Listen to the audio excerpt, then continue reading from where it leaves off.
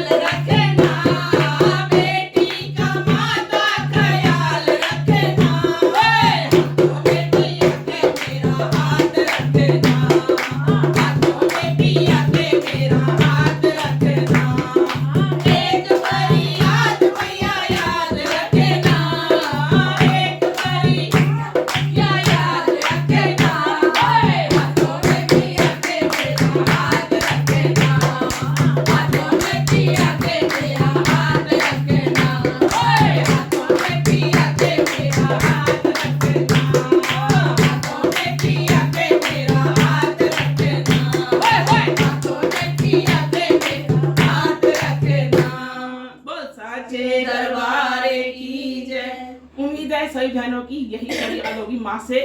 तो आज हम सब आज हमने है ना आप सबकी मन की बात इस भजन के माध्यम से माँ तक पहुंचा दी है। माँ सबका बहुत ही ख्याल रखेगी। वो साचे दरबार की